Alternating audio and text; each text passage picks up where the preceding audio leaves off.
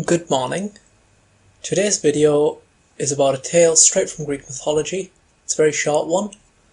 It's about a young maiden called Arachne, whose tale is first told by the Roman poet Ovid in his epic poem Metamorphoses.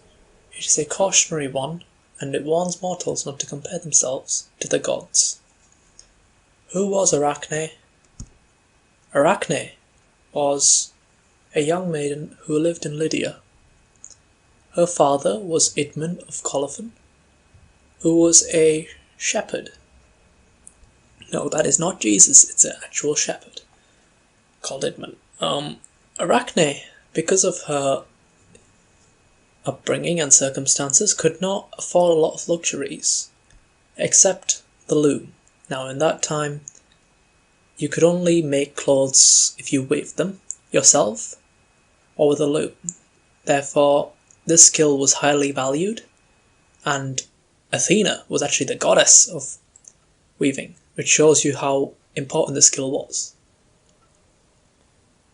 Arachne grew to become so good at the skill that people thought she was actually the daughter of Athena, or maybe she had been blessed with the gift by the goddess herself. But in reality, she was just a hard-working maiden who had perfected her skill over time. Arachne became so good at this that she weaved amazing tapestries, clothes. She's credited to have invented the linen cloth and the net. And of course, Gucci bags. We know they're the best. Athena took notice of this and visited Arachne in the guise of an old woman. She asked Arachne, "Well, you are very good, my dear, but surely Athena is the best, and you have inherited her skill from her, because the gods, as we know, have a bit of a narcissistic personality complex." Arachne refused to give Athena credit, and insisted that it was on her own hard work that had given us these amazing tapestries, and it was her own hard work that had made her such a skilled seamstress and weaver. Athena grew enraged at this mortal's folly and arrogance, and she grew to her godly form. Arachne was taken aback, but stood her ground, and Athena challenged her to a weaving contest. Athena's tapestry was one depicting the gods and their value to human society. It depicted the more benevolent gods such as Demeter, the goddess of the crop of the grain. Agriculture benefits humanity, she argued. Therefore the gods did as well. Of Hestia, the goddess of the hearth, another benevolent goddess of home. Of Hephaestus, the mighty, weapon maker for the gods. Of Ares, the god of war, the patron of Sparta, the most feared area of Greece for centuries. It showed the festive gods as well. It showed Dionysus, the god of wine, which the Greeks loved, and people do to this day. It showed our own father, the mighty Zeus, king of Olympus, and it showed herself winning another contest with a fellow god, Poseidon, where she had become patron god of Athens. And it showed a mortal that had crossed Athena in the past.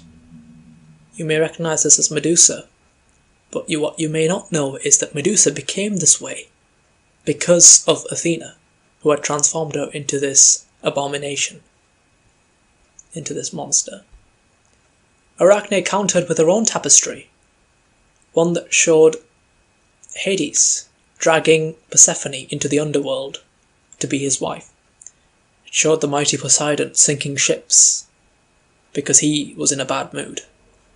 It showed the Titan Leto being pursued by a monster that the Queen of Heaven, Hera, had created out of jealousy. It showed Zeus cheating on his wife in the form of a bull, taking Europa to be his consort, if you will. And this bear, Ursa Major, what you may not know is that she is a representation of a person who was taken in by Zeus, much like Europa, and tricked into a relationship with him.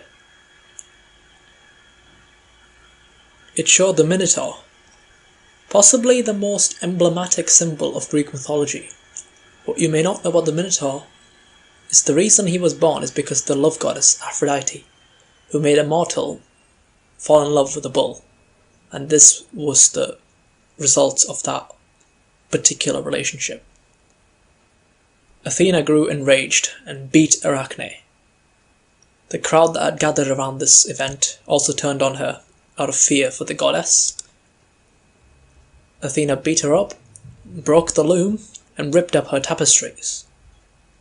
Arachne no longer had anything to live for, and she hung herself from her broken loom out of shame.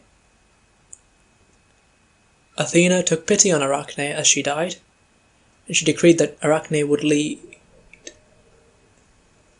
Athena took pity on Arachne as she died, and she decreed that Arachne would weave for eternity.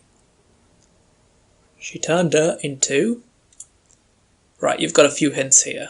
I'm gonna wait. Okay, so she's gonna weave for eternity. Arachne, arachnid, arachnophobia. Alright, that's it. You should have figured it out by now. She turned her into a spider. Or maybe a human-spider hybrid, like this delightful creature over here. And that is why you don't mess with the gods. Or goddesses. Thank you for watching.